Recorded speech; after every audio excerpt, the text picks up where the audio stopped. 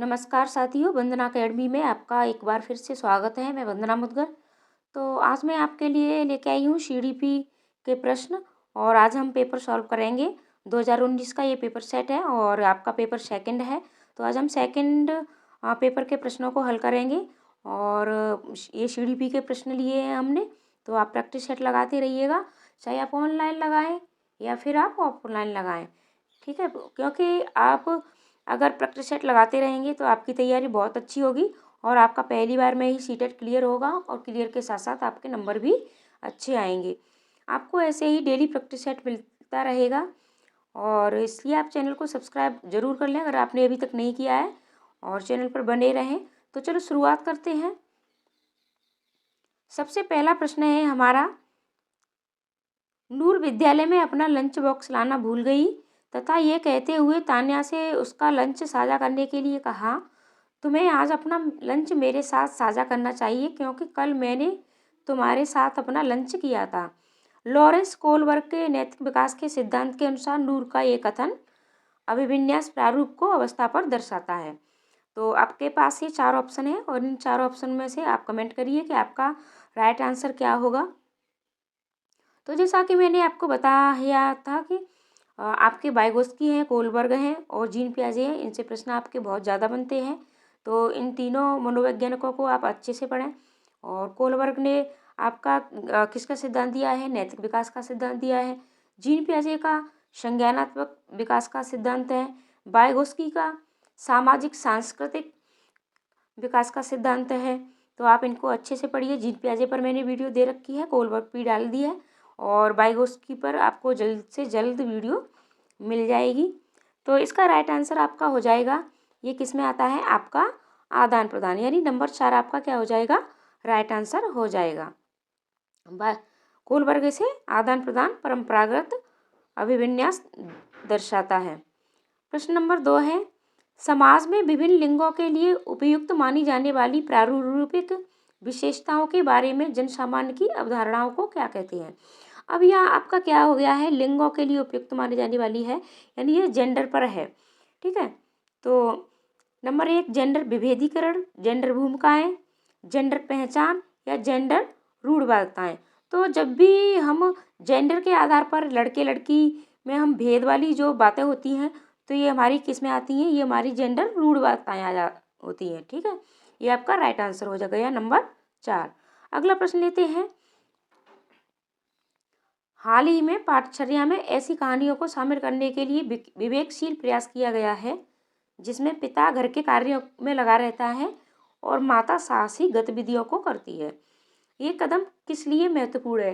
यानी ये एकदम से उल्टा हो गया। समाज हमारा क्या मानता है कि महिलाएं सिर्फ घर का ही कार्य कर सकती हैं, पुरुष घर का कार्य नहीं कर सकते। लेकिन ये हमारी पाठचर्या में इसके विपरीत ऐसी कहानियों को दर्शाया गया है। तो ये किस पर आधारित होगा?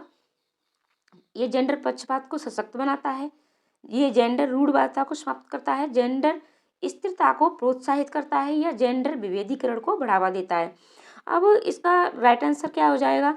तो पक्षपात को सशक्त तो बिल्कुल नहीं बनाएगा, ठीक है, प्रोत्साहित भी नहीं करेगा जेंडर रूढ़वादिता को और ये विभेदीकरण भी नहीं को बढ़ावा भी नहीं हमें देना है।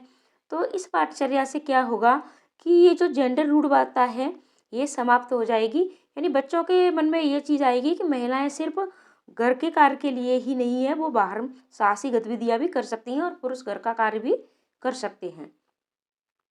अगला प्रश्न है, वाइगोत्स्की के अनुसार जब एक वयस्क बच्चे के निष्पादन के वर्तमान स्तर को सहयोग द्वारा विस्तारित करता है तो इसे क्या कहते हैं? यानी बच्चे जब स्वयं से कोई चीज़ सीखता है, स्वयं से कोई कार्य करता है तो उसमें उसको थोड़ा जो सहयोग मिलता है उसको क्या कहा जाता है? तो वाइगोत्स्की से समीपस्थ विकास का क्षेत्र। ठीक है, तो इसको क्या कहते हैं? समीपस्थ विकास का क्षेत्र या फिर खोजपूर्ण अधगम, पाड़ या ढांचा, अंतः व्यक्ति निष्ठता। इन चारों में से आपका राइट आंसर क्या होगा? आप जरूर बताइएगा कमेंट करके। तो इसका राइट आंसर हो जाएगा पाड़ या ढांचा। अगला प्रश्न है, जीन पियाजे के संज्ञानात्मक विकास के सिद्धांत के अनुसार परिकल्पित निग मनात्मक तर्क किस अवधि में विकसित होता है? अब जीन पियाजे जी क्या कहते हैं? जीन पियाजे की संज्ञा और संज्ञान का क्या अर्थ होता है? जानना। यानी बच्चे जब उसका जो संज्ञानात्मक विकास होता है वो निगमनात्मक तर्क किस अवधि में करते हैं? संवेदी चालक अवस्था, पूर्व संक्रियात्मक, मूर्त संक्रियात्मक या अमूर्त संक्रियात्मक। तो जल्द से आप इसका आंसर करें। अब निगमनात्मक तर्क यानी बच्चा जब अमूर्त सीखेगा तभी वो क्या करेगा? ये वाला तर्क यानी तर्क करना, लॉजिक पर आधारित, और कोई वस्तु जो मूर्त है उसको अमूर्त रूप में सूचना जब शुरू करता है यानी नियमों से और तर्क पर बच्चा जब पहुंचता है तो यह उसकी कौन सी अवस्था होती है? अमूर्त संक्रियात्मक अवस्था होती है। अगला प्रश्न है के अनुसार बच्चों के चिंतन के बारे में सामाजिक प्रक्रिया तथा सांस्कृतिक संदर्भ के प्रभाव को समझना आवश्यक है। तो जहाँ भी आपका ये सांस्कृतिक और सामाजिक ये दोनों आ जाए तो ये एक सिद्धांत किसने दिया है? ये सिद्धांत हमारे वाइगोत्स्की ने दिया है। तो आपका राइट आंसर क्या हो जाएगा? आपका राइट आंसर हो जाएगा नंबर 3, लेव वाइगोत्स्की। अगला प्रश्न, पियाजे के संज्ञानात्मक विकास के सिद्धांत के निहितार्थ निकालते हुए एक ग्रेड 6 से 8 के शिक्षक को अपनी कक्षा में क्या करना चाहिए? ऑप्शन आपके पास हैं, जल्दी से इसका राइट आंसर बताइए। अब बच्चे को सबसे पहला ऑप्शन है, बच्चे को बहस के लिए हतोत्साहित करना चाहिए। हतोत्साहित तो हमें बच्चे को कभी भी नहीं करना है। जल्दी से जल्दी आंसर दें इसका। अब ये आपका नंबर 3 है, इसमें केवल आ गया। ठीक है, तो हमें केवल भी बिल्कुल भी जहाँ भी जिस भी ऑप्शन में सिर्फ हमारा केवल आ जाता है ये निगेटिव पॉइंट होता है, तो ये भी हमारा गलत आंसर हो गया। और सिर्फ हमें पाठ्यक्रम पर निर्धारित रहना है, ये भी हमारा गलत आंसर हो गया। तो हमारा राइट आंसर क्या होगा? बचा हमारा नंबर 2। ऐसी समस्याएं प्रस्तुत करनी चाहिए जिसमें तर्क आधारित समाधान की आवश्यकता होती है। यानी बच्चा जब तर्क आधारित कोई भी समाधान करता है तो वो उसको अच्छे से सीखता है। हार्वर्ड गार्डनर के बहुबुद्धि सिद्धांत के अनुसार तार्किक गणितीय बुद्धि वाले एक व्यक्ति की क्या विशेषताएं हो सकती हैं?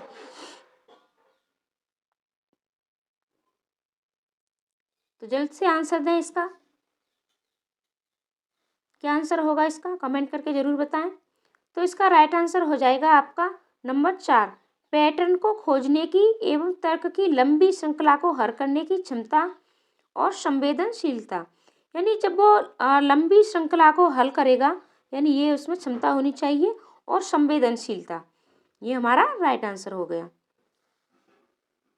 वह है प्रक्रिया जिसके द्वारा बच्चे आदतों, कौशलों, मूल्यों तथा प्रेरणा को विकसित करते हैं और जो उन्हें समाज का जिम्मेदार एवं क्रियाशील सदस्य बनाती है, उसे क्या कहा जाता है? यानी बच्चे अपनी उसका जो कौशल होता है और उसका कौशल विकास है, आदतें हैं, अभिप्रेरणा है, मूल्यों को समझने लगता है, समाज के प्रति वो एक जिम्मेदार नागरिक बन जाता है, तो वो ये सब क्या कहलाती है? जल्द से जल्द इसका राइट आंसर दें। तो ये उसका है समाजीकरण। अगला प्रश्न, मानव विकास के संदर्भ में आनुवंशिकता तथा पर्यावरण की भूमिका के बारे में निम्नलिखित कथनों में से कौन सा सही है?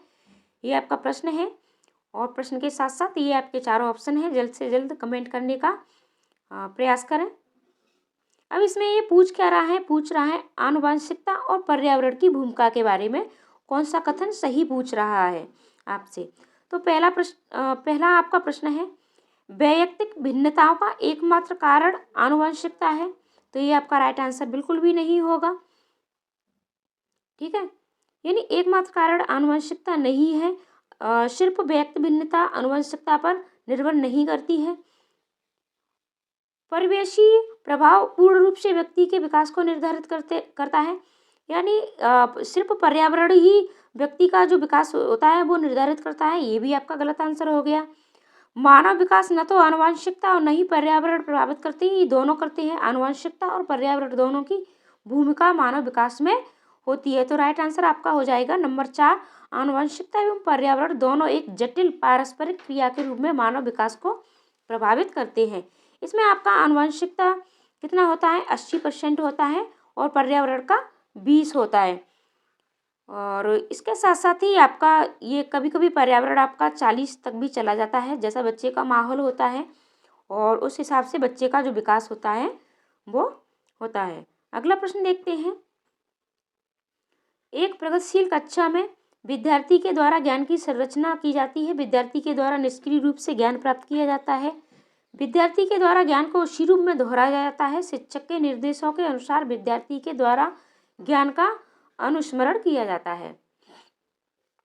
तो राइट आंसर इसका क्या होगा, जल्द से जल्द बताएं। अब प्रगतिशील कक्षा है तो क्या होगा, अब निष्क्रिय रूप तो होगा नहीं, ठीक है, और दोहराया भी नहीं जाता है उसी रूप में सेम, और हमें शिक्षक के दिशा निर्देशों के अनुसार भी बच्चे को अनुस्मरण नहीं कराना है। तो राइट आंसर हमारा हो जाएगा नंबर 1, यानी विद्यार्थी के द्वारा ज्ञान की संरचना की जाती है। राइट आंसर आपका नंबर 1। अगला प्रश्न है, सतत एवं समग्र मूल्यांकन में क्या शामिल है। तो केवल संरचनात्मक आकलन, तो ये केवल आ गया, और केवल ये इसमें भी केवल आ गया है, और न तो संरचनात्मक ना ही संकल्प, अब एक भी नहीं करना है, इसमें दोनों में न आ गया, तो ये आपके तीन ऑप्शन एक भी नहीं होगा, आपका राइट आंसर हो जाएगा। विविध प्रकार की रणनीतियों का प्रयोग करते हुए दोनों संरचनात्मक एवं संकलनात्मक आकलन का प्रयोग करना। अगला प्रश्न है, आपकी कक्षा के एक विद्यार्थी को विभिन्न स्रोतों से बार बार ये बताया गया है कि उसके सामाजिक वर्ग के लोग शैक्षिक क्षेत्र में निम्न स्तरीय प्रदर्शन करते हैं। इस रूढ़वादिता एवं परिणामिक रूढ़वादी आशंका के प्रभाव को कम करने के लिए एक शिक्षक को क्या पहल करना चाहिए।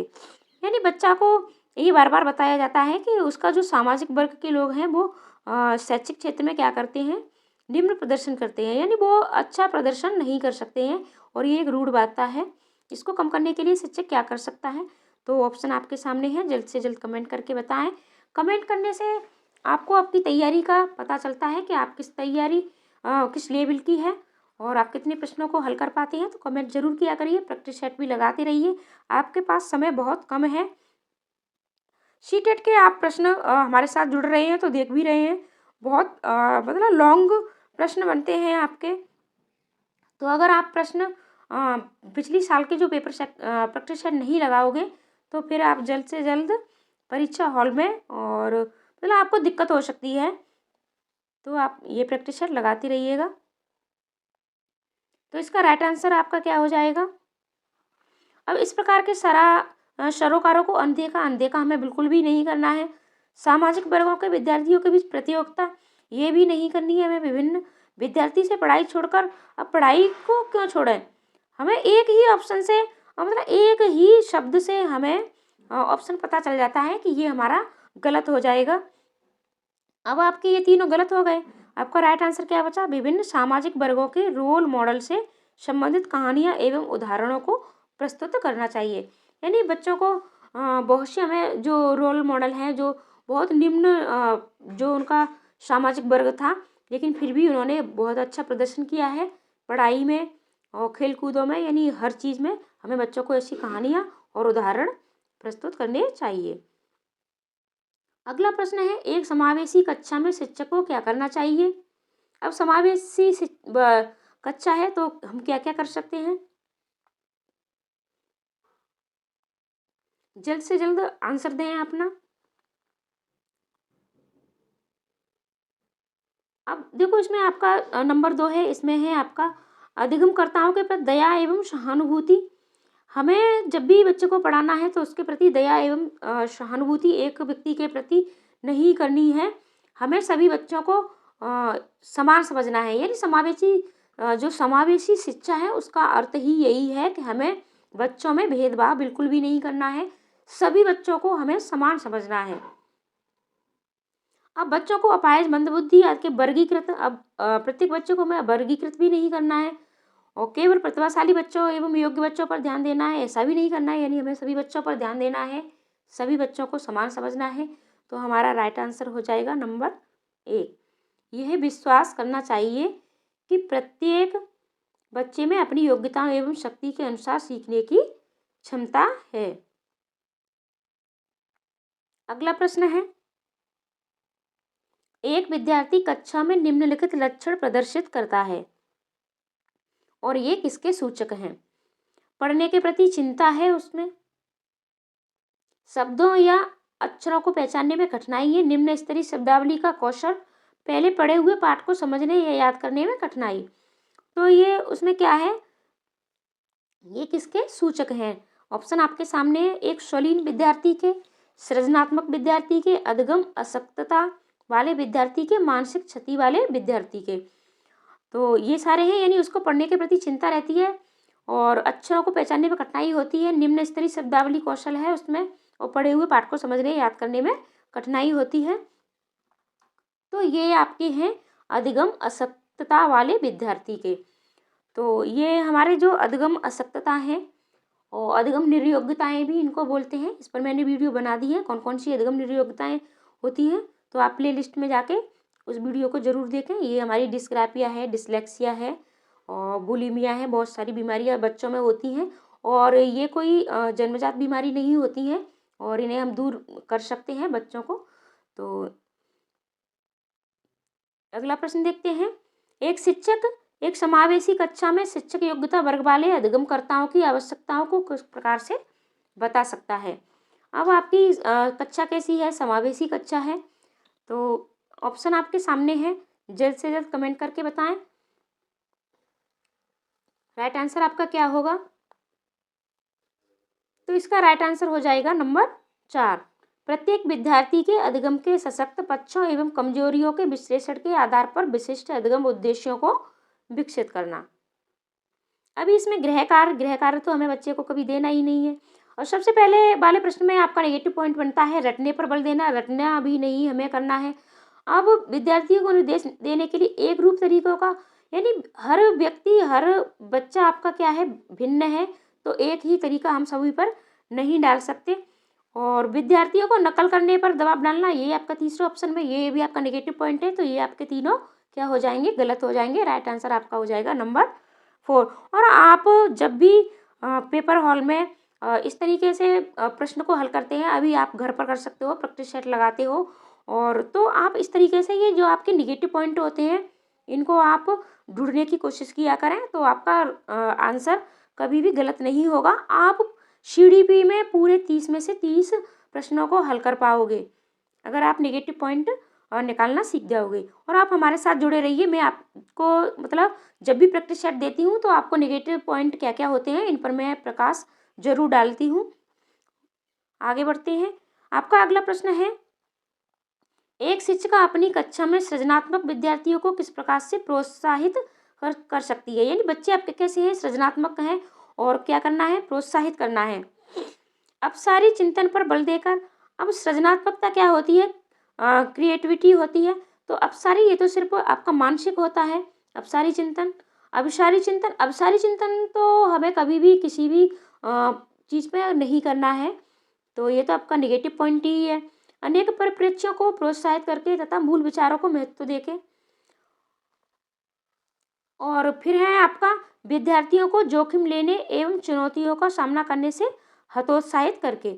अब आपको बच्चों को क्या करना है, हतोत्साहित भी नहीं करना है, ये भी आपका नेगेटिव पॉइंट हो गया। तो अब बचा कौन सा, बचा आपका नंबर 3। तो यही आपका क्या हो जाएगा, राइट आंसर हो जाएगा। यानी बच्चे को क्या करना है, उसको प्रोत्साहित करके और मूल विचारों को महत्व देके। अगला प्रश्न देखते हैं, निम्नलिखित में से कौन सा कारक कक्षा में सार्थक अधिगम का पक्ष लेता है? तो ऑप्शन आपके सामने है, जल्द से जल्द राइट आंसर आप कमेंट करें। मैं आपको बताती जा रही हूँ, तो आप भी इसी तरीके से निगेटिव पॉइंटों को निकालना सीखिए।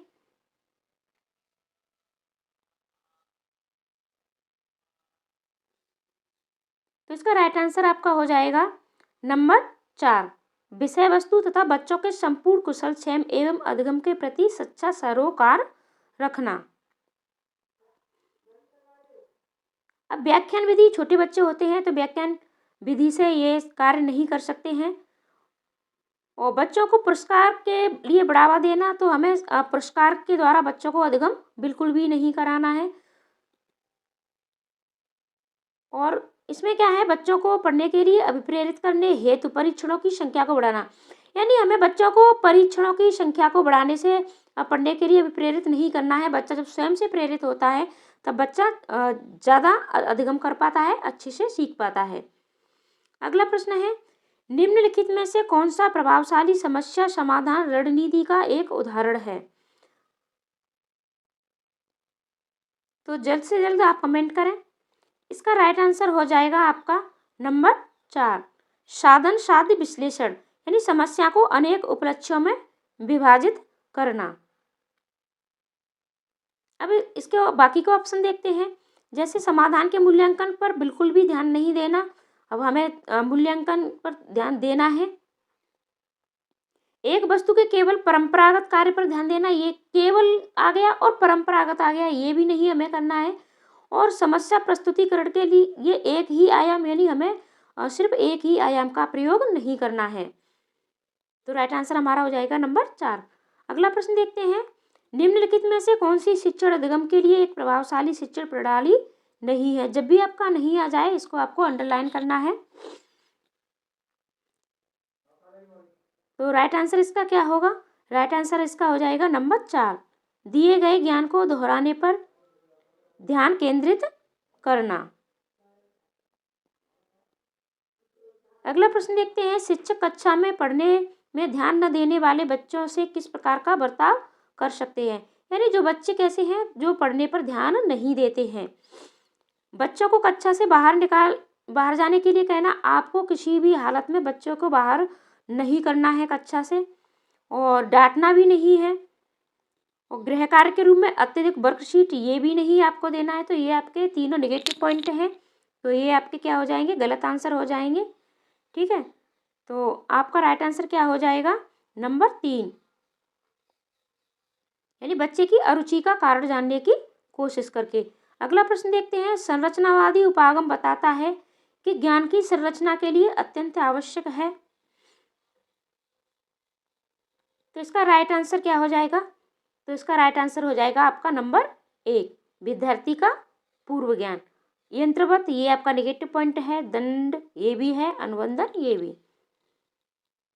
बच्चे अनेक घटनाओं के बारे में सहजानुभूत सिद्धांत की संरचना करते हैं। इस पृष्ठभूमि में एक शिक्षक को क्या करना चाहिए?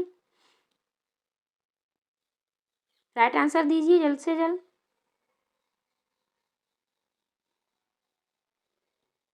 तो इसका राइट आंसर आपका हो जाएगा नंबर 1, संवाद के द्वारा बच्चों की इन अवधारणाओं को चुनौती देनी चाहिए।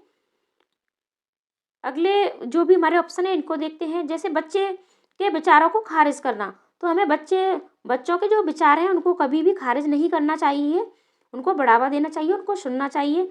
बच्चों के सिद्धांतों को अनदेखा भी नहीं करना है। बच्चों की यानी हमारी जो शिक्षा है वो बाल केंद्रित है, और डांटना भी नहीं है हमें बिल्कुल भी किसी भी इसमें। तो ये हमारे तीनों क्या है? नेगेटिव पॉइंट है इन तीनों में। और तो ये क्या हो जाएगा? बच्चों की अवधारणा को चुनौती देनी चाहिए। अगला प्रश्न है, संज्ञान एवं संवेग के बीच किस प्रकार का संबंध होता है? तो संज्ञान और संवेग यानी कोहलबर्ग का सिद्धांत है और आपका जीन पियाजे का, और इन दोनों पर हम चर्चा कर भी चुके हैं, तो आपको अच्छे से पता होगा संज्ञान किसे कहते हैं और संवेग किसे कहते हैं। संज्ञान क्या है? किसी वस्तु को जानना, और संवेग क्या है? हमारे अंतर्मन की एक उत्तेजित दशा है। तो इनके दोनों के बीच क्या संबंध होता है? तो राइट आंसर दीजिए। तो आपका राइट आंसर हो जाएगा नंबर 4, द्विदिशीय, दोनों के बीच एक गतिशील पारस्परिक क्रिया होती है। अगला प्रश्न है, निम्नलिखित में से कौन से कारक अधिगम को प्रभावित करते हैं? यानी ऐसे कौन से कारक हैं जो हमारे अधिगम, हमारा जो सीखना है उसको प्रभावित करते हैं। अधिगम आप जानते ही होंगे किसको कहते हैं, मैंने कई बार आपको बता दिया है। अधिगम का अर्थ होता है आपका सीखना। तो विद्यार्थी की अभिरुचि, विद्यार्थी का सामवेगिक स्वास्थ्य, शिक्षा शास्त्रीय रणनीतियां, विद्यार्थी का सामाजिक एवं सांस्कृतिक संदर्भ।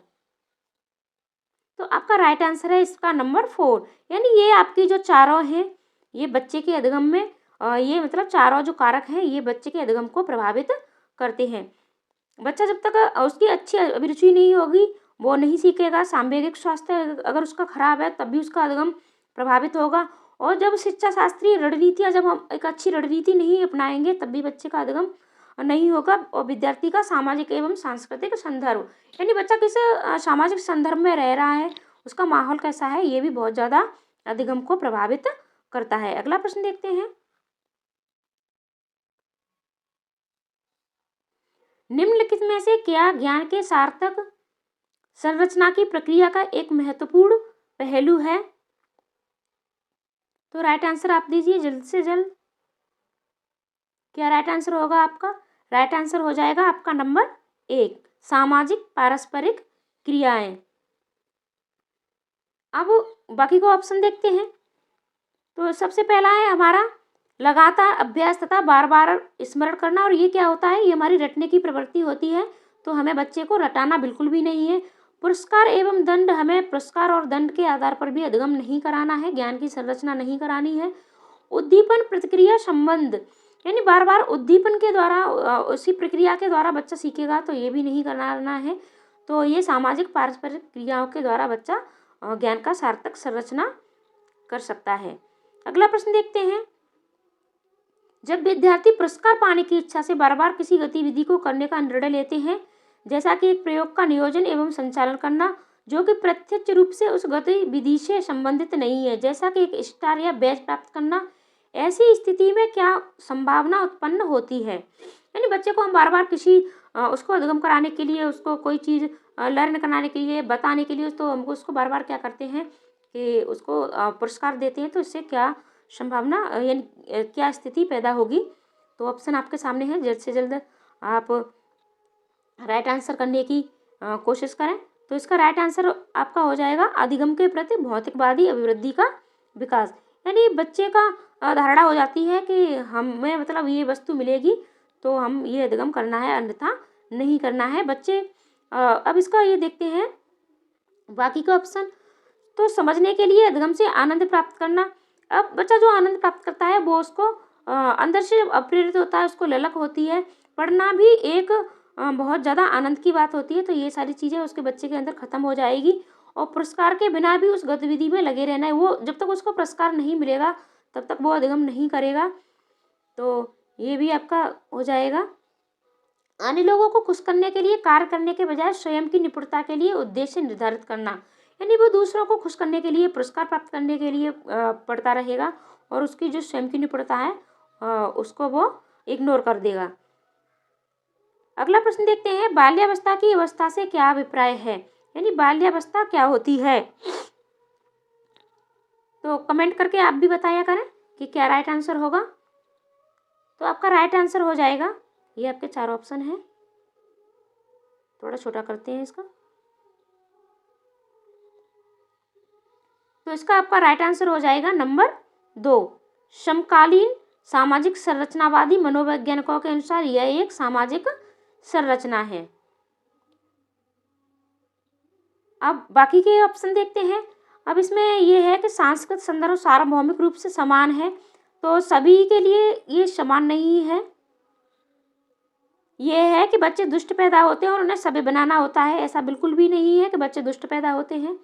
अगला है कि बच्चे शून्य से शुरुआत करते हैं, उनके गुण पूरी तरह से परिवेश के द्वारा निर्धारित किए जाते हैं। बच्चा सिर्फ परिवेश से ही नहीं सीखता है, कुछ बच्चे में स्वयं से भी गुण पाए जाते हैं। अगला प्रश्न है, निम्नलिखित में से कौन सी मध्य बाल्यावस्था की विशेषता है? आपको मध्य बाल्यावस्था देखनी है। शारीरिक वृद्धि एवं विकास बहुत तेज गति से होता है। अमूर्त चिंतन से सोचने तथा वैज्ञानिक तर्क का प्रयोग करने की योग्यता विकसित होती है। बच्चे तार्किक एवं मूर्त रूप से सोचना प्रारंभ कर देते हैं। अधिगम मुख्य रूप से संवेदी एवं चालक गतिविधियों द्वारा गठित होता है। अब मध्य बाल्यावस्था की अवस्था कितनी है, यानी कितनी एज को मध्य बाल्यावस्था कहते हैं? आप कमेंट करके जरूर बताएं, मैंने ये कई बार आपको बता दी है। तो आपका राइट आंसर क्या हो जाएगा? आपका राइट आंसर हो जाएगा, जल्द से जल्द बताएं, नंबर 3, बच्चे तार्किक एवं मूर्त रूप से सोचना प्रारंभ कर देते हैं। यानी मध्य बाल्यावस्था होती है तो बच्चों की जो तर्क होता है वो मूर्त रूप से सोचना शुरू करते हैं। यानी अमूर्त मध्य वाली अवस्था में अमूर्त नहीं कर सकते हैं। आप समझ गए होंगे कि ये कौन सी अवस्था होती है। जीन पियाजे ने, कोहल वर्ग ने और इस अवस्थाओं को नाम भी दिया है। तो आप मूर्त अवस्था देख के कमेंट जरूर करें कि ये कौन सी अवस्था होती है, बच्चे की कितनी आयु होती है। ये प्रश्न आपके लिए है। अगला प्रश्न देखते हैं और ये आपका लास्ट प्रश्न है। परिवार एवं पड़ोस बच्चों के समाजीकरण की राइट आंसर जरूर बताइएगा। परिवार एवं पड़ोस बच्चों के समाजीकरण की क्या होती है? मनोवैज्ञानिक एजेंसी है, प्राथमिक एजेंसियां हैं, मध्य एजेंसियां हैं या द्वितीयक एजेंसियां हैं। तो ये प्रश्न भी मैंने आपको कई बार बता दिया है और बहुत ही इजी प्रश्न है। और आपके जो सीटेट का एग्जाम है इसमें ये बार बार रिपीटेड भी प्रश्न है। तो आपका राइट आंसर हो जाएगा क्या है? नंबर 2। परिवार और समाज और आपका पास पड़ोस बच्चों की प्राथमिक एजेंसियां हैं। यानी समाजीकरण की क्या है? प्राथमिक एजेंसियां है। बच्चों का जो समाजीकरण होता है सबसे पहले उसके परिवार और पास पड़ोस से ही होता है। द्वितीय में हमारा क्या आता है? द्वितीय में हमारा विद्यालय आता है और तृतीय में आप कमेंट करके ज़रूर बताएं। तो आशा करती हूँ वीडियो आपको अच्छी लगी होगी तो अपने दोस्तों को भी अवश्य शेयर करें। मैं आपको जो भी ये प्रैक्टिस सेट देती हूँ तो प्रैक्टिस सेट के साथ साथ मैं आपको डिटेल भी समझाती भी हूँ, नेगेटिव पॉइंट भी आपको बताती हूँ। आपको ऐसी ही वीडियो रोज़ मिलेंगी। तो आप चैनल पर बने रहें और इसके साथ साथ ही मैं आपको कंटेंट पर भी वीडियो देती हूँ और आपको कंटेंट पर भी वीडियो मिलती रहेंगी। तो चैनल को सब्सक्राइब करना बिल्कुल न भूलें, लाइक कमेंट भी किया करें। आपके लाइक कमेंट से मतलब हमें मोटिवेशन प्राप्त होता है और हमें भी खुशी मिलती है कि चलो इतनी मेहनत से हम वीडियो बनाते हैं। तो प्लीज़ लाइक कमेंट ज़रूर किया करें और अगर आप चैनल पर नए हैं तो चैनल को सब्सक्राइब करना बिल्कुल न भूलें। मिलते हैं अगली वीडियो में अगले कंटेंट के साथ। आज के लिए इतना ही। पूरी वीडियो देखने के लिए भी धन्यवाद।